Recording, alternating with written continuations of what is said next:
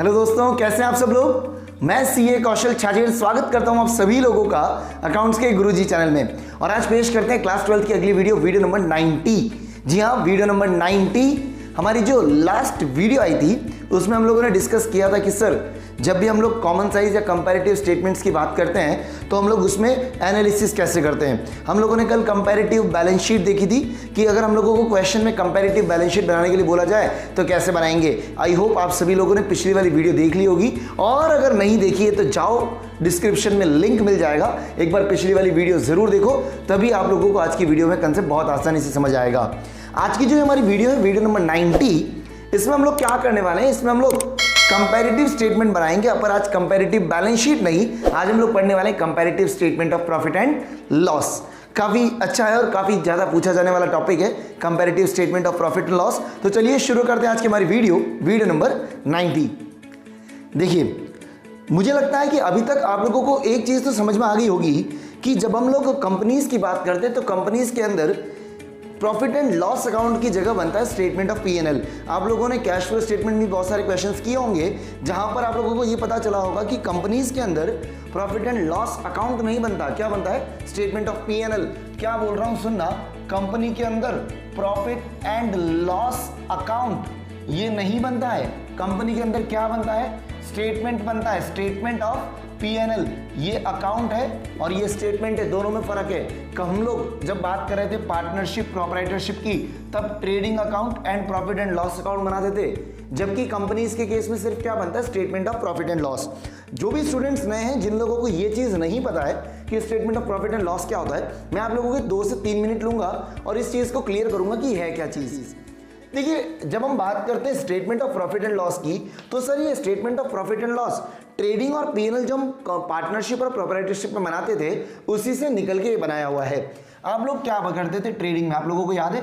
हम लोग जब ट्रेडिंग अकाउंट बनाते थे, ध्यान से देखिएगा, ट्रेडिंग अकाउंट में हम लोग क्या लिखते थे? इधर लिखते थे ओपनिंग स्टॉक, यहां लिखते थे क्लोजिंग स्टॉक, यहां लिखते थे सेल्स और यहां लिखते थे परचेज, फिर यहां आता था डायरेक्ट एक्सपेंस, फिर निकलता था ग्रॉस प्रॉफिट।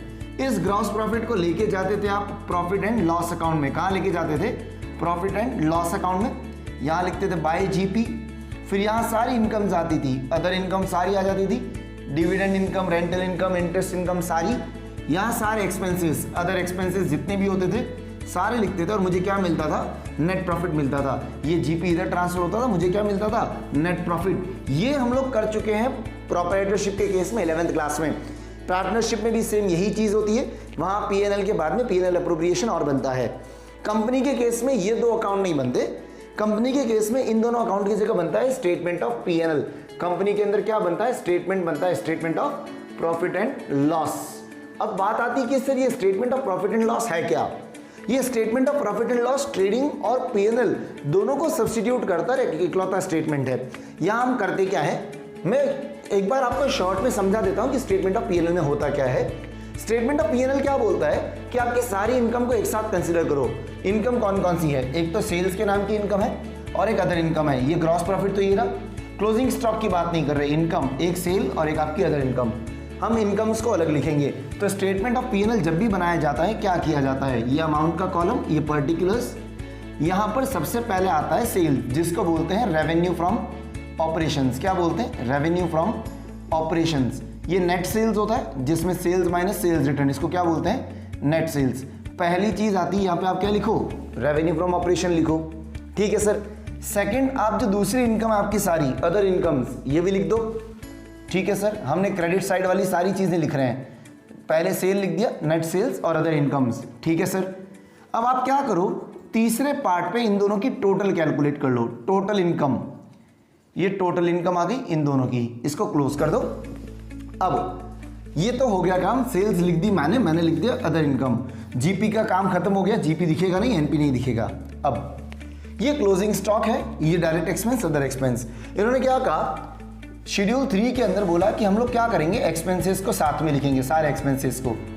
एक्सपेंसेस में क्या कहा गया, सर हम लोग ये जो परचेज लिखते थे, ये परचेज, इस परचेज को सबसे पहले लिखेंगे। एक्सपेंस के अंदर सबसे पहले आता है, ए आएगा purchase, purchases, purchase of stock, चाहे आप कुछ भी खरीदें, रॉ मटेरियल खरीदें, वर्क इन प्रोग्रेस खरीदें, फिनिश गुड्स करें, कुछ भी स्टॉक आपने खरीदा है तो वो आएगा। ठीक है सर, ये परचेज भी ले लिया। अब सेकंड चीज आती है चेंज इन स्टॉक। सेकंड क्या आता है? Change in stock. ये चेंज इन स्टॉक कैसे आता है? चेंज इन स्टॉक को खर्चा माना कैसे? Opening stock minus closing stock. देखना, ओपनिंग अगर 100 है, क्लोजिंग अगर 20 है, एक्सपेंस में ज्यादा है, डेबिट साइड ज्यादा है, 100 माइनस 20 कितना आएगा? 80। तो 80 खर्चा मैंने कहाँ लिख दिया? चेंज इन स्टॉक में। Opening minus closing. अगर डेबिट में से क्रेडिट माइनस किया जाए, 100 में से 20 माइनस करोगे, ओपनिंग में से क्लोजिंग माइनस करोगे, कितना बचेगा? 80। और कौन सी साइड का बच रहा है? डेबिट का, मतलब एक्सपेंस का। तो क्या बोला? ओपनिंग में से क्लोजिंग माइनस कर दो। पॉजिटिव अमाउंट होगा तो पॉजिटिव लिखेंगे, नेगेटिव होगा तो नेगेटिव लिखेंगे। चेंज इन स्टॉक मतलब हमने ओपनिंग और क्लोजिंग स्टॉक दोनों का इफेक्ट दे दिया। ठीक है सर। फिर जितने भी एक्सपेंसेस थे उनको हमने कैटेगराइज कर रखा है। यहां पर स्टेटमेंट ऑफ पीएनएल में सारे एक्सपेंसेस को कैटेगराइज किया। सी पार्ट में हम लोग बोलते हैं डेप्रिसिएशन एंड अमोर्टाइजेशन। जितना भी डेप्रिसिएशन है, जितना भी अमोर्टाइजेशन है, सब एक साथ लिखो। ये 3 चीज आ गई। ठीक है सर। डी पॉइंट पे हम लोग क्या करेंगे? फाइनेंस कॉस्ट लिखेंगे। कौन सी cost? Finance cost. Finance cost मतलब आपका कोई भी इंटरेस्ट वगैरह का खर्चा है, वो सारी चीजें फाइनेंस कॉस्ट में आ जाएगी। उसके अलावा ई पार्ट पे, ई में हम लोग लिखेंगे employee benefit expenses. Employee benefit expenses. देखो 3 तरह के खर्चे अलग लिखे, depreciation, finance cost, employee benefit. Depreciation एक नॉन कैश एक्सपेंस है, इसलिए इसको अलग दिखाना पड़ा। फाइनेंस कॉस्ट वो खर्चा है जो मेरी फाइनेंसिंग एक्टिविटी से रिलेटेड है, चाहे इंटरेस्ट कहो, चाहे आप इसे शेयर इश्यू एक्सपेंसेस कहो, अंडरराइटिंग कमीशन कहो, जो भी कहो, ये फाइनेंस कॉस्ट आ गया। आप एम्प्लॉय के ऊपर खर्चा कितना हो रहा है? सैलरी, वेजेस, बोनस, ये सारी चीजें एम्प्लॉय बेनिफिट एक्सपेंसेस में। बचा हुआ सारा खर्चा एफ पॉइंट में हम लोग डाल देते हैं अदर एक्सपेंसेस के अंदर। कहां डाल देते हैं? अदर एक्सपेंसेस के अंदर। और अदर एक्सपेंसेस का टोटल लिख दिया जाता है। यहां पर अदर एक्सपेंस का हम नोट बना देते हैं, नोट बना के टोटल लिख दिया जाता है। अब इसके बाद हम लोग यहां लिखते हैं total expense. Total expense calculate किया। ठीक है सर। ये 4th में कैटेगराइजेशन दिखाया, हमने टोटल कैलकुलेट किया। 5th पार्ट पे हम लोग कैलकुलेट करते हैं प्रॉफिट बिफोर टैक्स। क्या कैलकुलेट करेंगे? Profit before tax. कैसे? 3rd minus 4th। ये 3rd की टोटल माइनस 4th की टोटल, ये आ गया सर। 6th पार्ट में हम लोग लिखेंगे लेस टैक्स। क्या माइनस करना है? टैक्स। हम लोग जब पीएनएल बनाते थे, पीएनएल में जनरली सारे प्रोविजंस आते हैं। कंपनी के अंदर जब यूं कहेंगे टैक्स का प्रोविजन बनता है, जर्नल एंट्री क्या होती है? PNL to provision for tax. Company में जब यूं कहें कि पीएनएल बनता है और प्रोविजन बनाते हैं प्रोविजन फॉर टैक्स।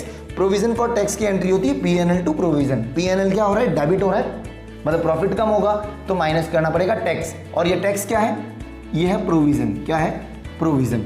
ये माइनस कर दिया। ये माइनस करने के बाद में 7th पार्ट में हमें मिलता है प्रॉफिट आफ्टर टैक्स। क्या मिलता है? Profit after tax. ये हमारा पीएनएल खत्म। ये हमारा पीएनएल ऐसे दिखता है। आया समझ में? पीएनएल हम लोग क्या करते हैं? देखो हम लोग जो प्रोप्राइटरशिप और पार्टनरशिप आप क्या करते थे? ट्रेडिंग और पीएनएल दोनों अलग अलग बनाते थे। अब कंपनी के अंदर ट्रेडिंग पीएनएल अलग नहीं बनाना है। कंपनी के अंदर क्या बोला? हम एक स्टेटमेंट बनाएंगे जिसको नाम देंगे प्रॉफिट एंड लॉस, और उस स्टेटमेंट में सारी इनकम एक साथ लिख दी। फर्स्ट में नेट सेल, सेकंड में अदर इनकम, थर्ड में टोटल इनकम निकाली, 4th में सारे खर्चे लिखे। सारे खर्चों में से 5 चीजें हमने स्पेसिफिकली दे रखी है: purchase, change in stock, depreciation amortization, finance और employ benefit expenses. DEF। D depreciation, E employ benefit, F finance cost. ये 3 चीजें दे दी। और अदर एक्सपेंसेस जो भी आपके बाकी सब खर्चे हैं, एडवर्टीजमेंट, ट्रैवलिंग, टूरिज्म, जो कहें कि printing and stationery, rent, rates, taxes, जो भी है, इंश्योरेंस वगैरह, सारा वो सब अदर एक्सपेंसेस में आ जाएगा। इस टोटल इनकम में से टोटल एक्सपेंस माइनस करना है, आपको मिलेगा प्रॉफिट बिफोर टैक्स। इसमें से टैक्स का प्रोविजन माइनस करोगे, क्या मिलेगा? Profit after tax. आया समझ में? जिन भी बच्चों ने अभी तक ये statement of profit and loss नहीं पढ़ा है, बहुत आसान है, बहुत ईजी है, कुछ नहीं है। ये दिखता बहुत ऐसा अजीबोगरीब है, बाकी बहुत ईजी है। जो आप यहां पर बनाते थे ट्रेडिंग पीएनएल में, वो माथाफोड़ी खत्म हो गई। इतना टेंशन लेने की जरूरत ही नहीं है। छोटा सा फॉर्मेट है, बहुत इजी सा फॉर्मेट है। इतना सा फॉर्मेट बनाना है, आपको प्रॉफिट आफ्टर टैक्स मिल जाएगा। आ गया समझ में? अगर आप में से किसी ने ये नोट डाउन नहीं कर रखा है, किसी को नहीं पता है फॉर्मेट क्या है, एक बार हेडिंग डाल देना format of statement of PNL और ये ड्रॉ करो। उसके बाद हम लोग बात करेंगे कंपैरेटिव स्टेटमेंट कैसे बनाते हैं पीएनएल का, ठीक है। तो एक बार फटाफट से फॉर्मेट ड्रॉ कर लो, उसके बाद हम लोग कंपैरेटिव स्टेटमेंट पे आते हैं फास्ट। अब बात करते हैं कि sir comparative statement of PNL अगर हम लोगों को क्वेश्चन में बनाने के लिए बोला है तो कैसे बनाएंगे। बहुत आसान है, कल आप लोगों ने देखा था कंपैरेटिव कैसे बनाते हैं, वही चीज सेम टू सेम यहां पर भी है।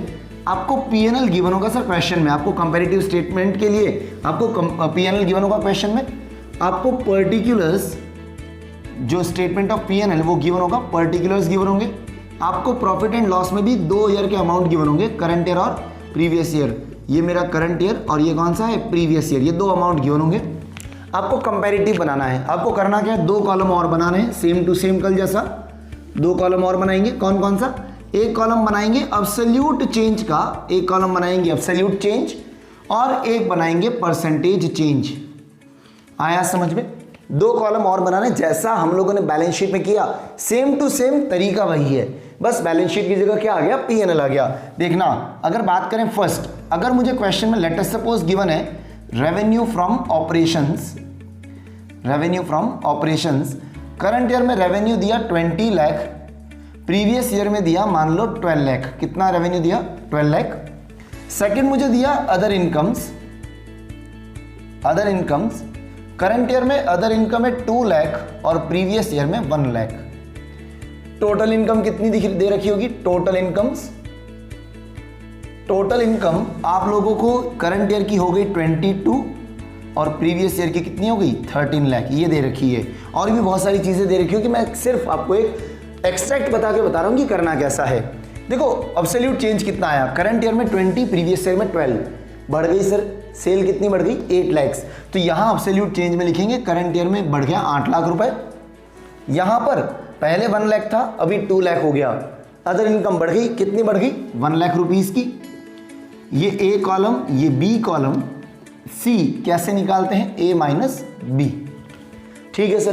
परसेंटेज चेंज कैसे निकालेंगे, परसेंटेज चेंज निकालने का वही हमारा फॉर्मूला, डी किसको मानते हैं, तो चेंज कितना आया डिवाइडेड बाय पहले कितना था मल्टीप्लाइड बाय 100।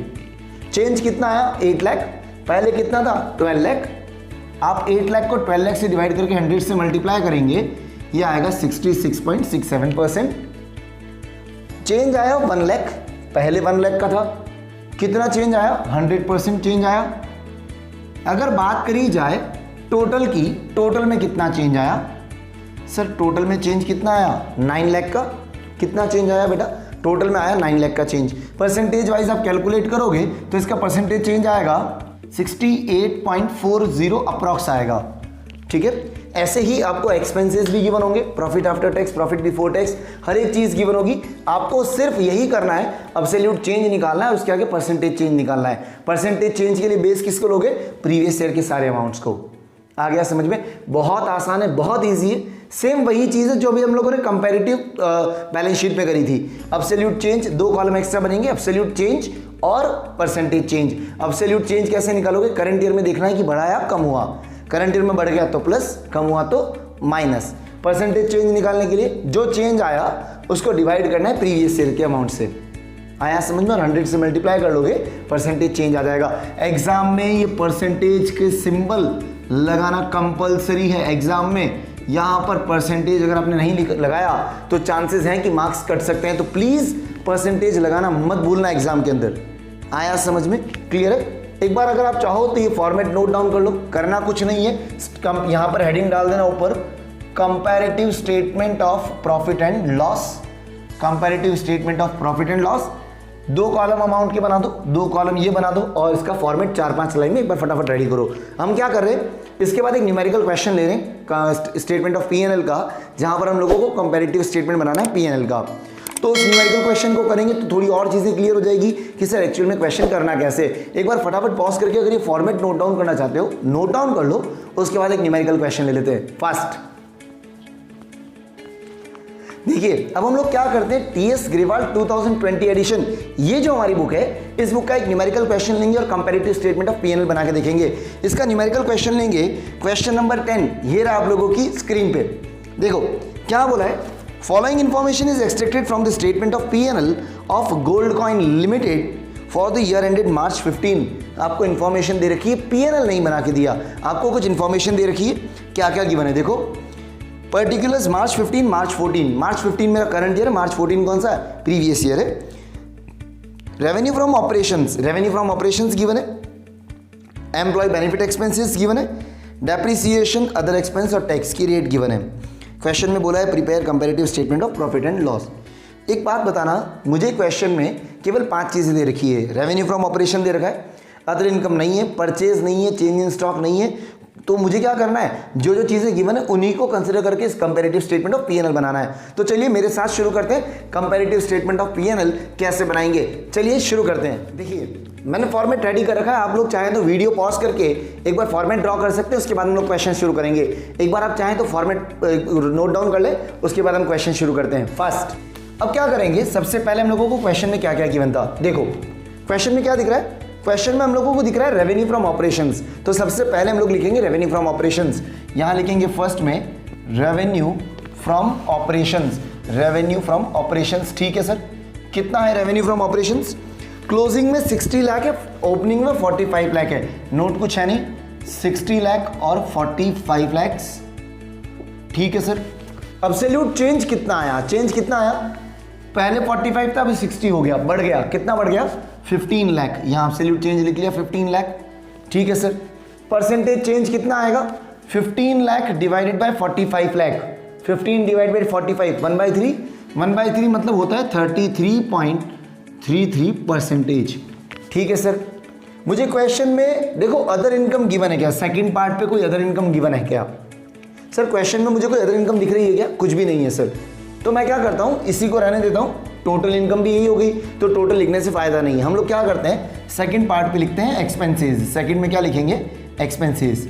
एक्सपेंसेस में मेरे पास क्या क्या गिवन है, देखो क्वेश्चन में क्या क्या दिख रहा है, क्वेश्चन में दिख रहा है sir employee benefit expenses, depreciation other expenses, तो जो गिवन है सीक्वेंस उसी में लिख लेते हैं, employee benefit expenses, employee benefit expenses.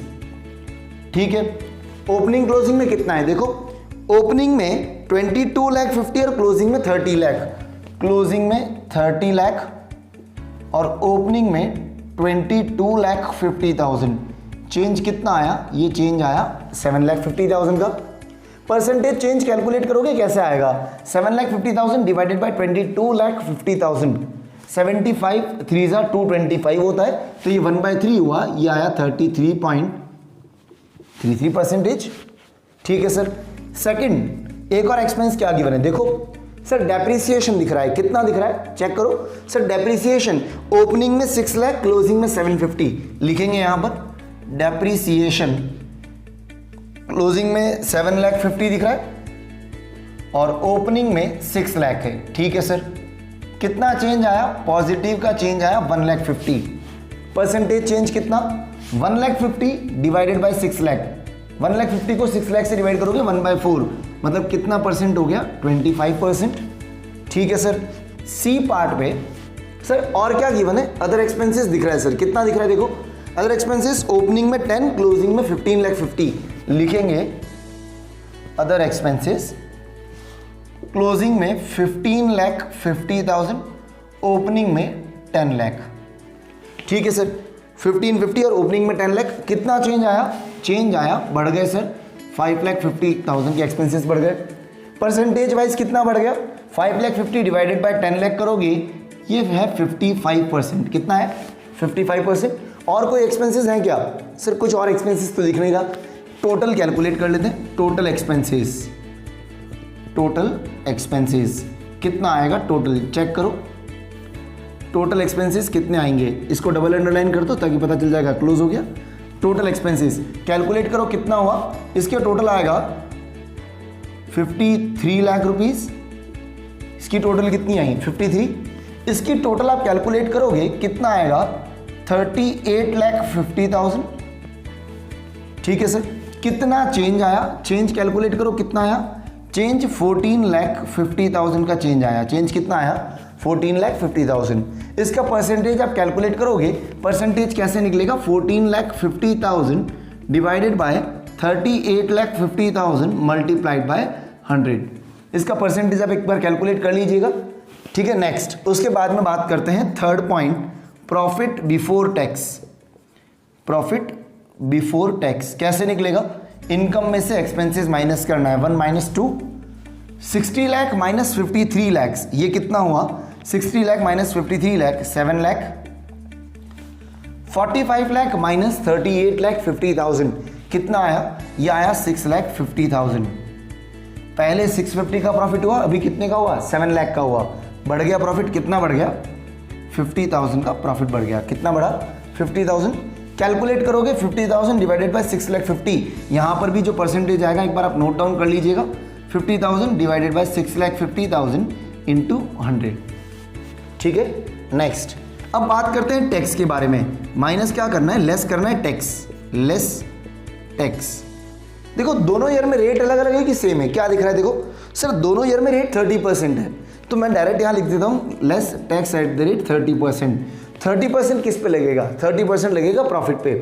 कितना आया? 7 लाख का 30%, 2 लाख 10,000, ये होगा माइनस 6 लाख 50,000 का 30%, ये कितना आएगा? ये आएगा सर आपका 1 लाख 95,000। ठीक है, पहले 1 लाख 95 का टैक्स था, अभी 2 लाख 10,000 हो गया, बढ़ गया। कितना बढ़ गया? 15,000 प्लस का पॉजिटिव है। इसका भी आप अमाउंट कैलकुलेट करेंगे, 15,000 divided by 1 lakh 95,000 into 100। Clear है? नेक्स्ट फिफ्थ पार्ट पे यहां मिलेगा आपको प्रॉफिट आफ्टर टैक्स। क्या मिलेगा? Profit after tax. कैसे मिलेगा? Third minus fourth, before tax में से टैक्स वाला अमाउंट माइनस कर दो, कितना आएगा? प्रॉफिट आफ्टर टैक्स कैलकुलेट करना बेटा, ये आएगा 4,90,000, ये अमाउंट आएगा 4,55,000, ये अमाउंट आएगा आपका, इसमें अगर आप चेंज चेक करोगे, चेंज आएगा 35,000 का चेंज आएगा, चेंज 35,000 का। इसमें भी सेम यही चीज आप परसेंटेज कैलकुलेट कर लीजिएगा। इतना सा करना है बस, केवल ये परसेंटेज कैलकुलेट करना है, इतना सा ही करना है, कोई बड़ा फॉर्मेट है नहीं, बहुत नॉर्मल सा फॉर्मेट है। ये सब चीज़ें गिवन थी, ये गिवन था, ये भी गिवन था, डेप्रिसिएशन अदर एक्सपेंसेस और टैक्स की रेट गिवन थी। केवल आपको फॉर्मेट में पुटअप करना है, फॉर्मेट में पुटअप करने के बाद एब्सोल्यूट चेंज, परसेंटेज चेंज निकालना है। इतना सा किया, आपके एग्जाम में 4 आउट ऑफ 4 कंफर्म है सर। आया समझ में? क्लियर है? एक बार क्वेश्चन नोट डाउन कर लो, इसके परसेंटेज भी नोट डाउन कर लो, उसके बाद कुछ और बात करते हैं आगे फास्ट। यस, यहाँ पे जो परसेंटेज आएंगे एक बार चेक कर लीजिएगा, 37.66 आएगा, ये 14,50,000 डिवाइड बाय 38,50,000, ये तीनों 7.69% आएंगे। आपका profit before tax, profit after tax और टैक्स, तीनों का अमाउंट कितना आएगा? तीनों का जो परसेंटेज आएगा 7.69%। आया समझ में? आप लोगों का करेक्ट होना चाहिए। थोड़ी सी इसमें जो कैलकुलेशन होगी वो थोड़ी सी लेंदी हो सकती है, बट आप एक बार कैलकुलेट करेंगे आंसर आ जाएगा। एक शॉर्ट ट्रिक बता देता हूँ, profit before tax, profit after tax और टैक्स, ये तीनों में जो परसेंटेज रहता है सेम रहेगा अगर टैक्स की रेट तीनों में सेम है। दोनों में अगर टैक्स की रेट सेम है, दोनों ईयर्स में अगर टैक्स की रेट सेम, यहाँ पर भी 30 था, यहाँ पर भी 30% था, इसलिए जो टैक्स, ये जो परसेंटेज चेंज आएगा ये तीनों में सेम आएगा। आया समझ में? अगर आप लोगों को दोनों ईयर में टैक्स की रेट सेम दे रखी है तो ये जो परसेंटेज आएगा ये तीनों में सेम आएगा। टैक्स की रेट अलग अलग है तो परसेंटेज अलग अलग आ सकता है, बाकी टैक्स की रेट अगर सेम है तो यहाँ पर जो आया वही यहीं दोनों जगह पर यही आएगा। आया समझ में? क्लियर है? आज हम लोगों ने जो डिस्कस किया, आज हम लोगों ने बात करी कंपैरेटिव स्टेटमेंट ऑफ पीएनएल के बारे में, और स्टेटमेंट ऑफ पीएनएल होता क्या है, कंपनीज के केस में स्टेटमेंट ऑफ पीएनएल किसको कहते हैं, कैसे बनता है, क्या चीज़ होती है, हम लोगों ने देखा। आई होप आप लोगों को ये जो स्टेटमेंट ऑफ पीएनएल का कंसेप्ट है और कंपैरेटिव स्टेटमेंट ऑफ पीएनएल है ये बहुत अच्छे से आ गया होगा। आज हम लोग क्या करेंगे, मैं आप लोगों को कुछ क्वेश्चन होमवर्क के दे रहा हूं। आप लोग टीएस ग्रेवाल अगर आप लोगों के पास है तो क्वेश्चन नंबर 8, 9 और 11 एक बार आप लोग ट्राई करिएगा। अगर आप लोग कोई दूसरी बुक से पढ़ रहे हैं, चाहे डीके पढ़ो, एससी शर्मा पढ़ो, एनसीईआरटी तुलसियान किसी भी बुक से पढ़ रहे हैं, तो आप लोग क्या करेंगे, आज अभी इसी वक्त ये वीडियो जब आप एंड करेंगे उसके बाद में आप लोग इसके 2 से 3 क्वेश्चंस ट्राई करेंगे। अगर आप लोगों को किसी भी क्वेश्चन में डाउट आता है, कहीं कोई दिक्कत आ रही है, कुछ समझ में नहीं आ रहा है, तो जाओ डिस्क्रिप्शन में मेरे कॉन्टैक्ट डिटेल से मुझे वहाँ कनेक्ट करो। और कुछ बच्चों के रिप्लाईज आए थे, कुछ बच्चों के मैसेजेस आए थे कि सर ये जो कंपैरेटिव और कॉमन साइज स्टेटमेंट है, बहुत से टीचर्स कह रहे हैं कि सर हमारे एग्जाम में 1 मार्क का आएगा। बेटा ऐसा नहीं है, comparative and common size statements अभी तक हर एक एग्जाम में 4 मार्क्स का डेफिनेट क्वेश्चन आया है। तो मैं आपसे रिक्वेस्ट करूंगा कि प्लीज़ इस चैप्टर को बहुत अच्छे से पढ़ लो, है बहुत आसान है, केवल इसमें कैलकुलेशंस इन्वॉल्व है, ज़्यादा कुछ भी नहीं है। बहुत आसान चैप्टर है, कैलकुलेशंस इन्वॉल्व है, थोड़ा सा इसको ध्यान से पढ़ लोगे 4 आउट ऑफ 4 कहीं नहीं गए आपके। ठीक है, आप लोगों के जो कमेंट्स आ रहे हैं ना, आप लोगों के जो मैसेजेस मिल रहे हैं, उससे बहुत हौसला मिल रहा है और मैं ट्राई करूंगा कि आपको ज़्यादा से ज़्यादा बेनिफिट प्रोवाइड करवा सकूं वीडियोस के थ्रू। तब तक के लिए आपका प्यार, आपका सपोर्ट ऐसे ही बनाए रखना। आने वाली वीडियोस में कुछ और कंसेप्ट पढ़ेंगे, common size balance sheet, common size P&L, बाकी हमारा वो हम लोग देखेंगे। तब तक के लिए stay safe, stay at home, thank you and bye.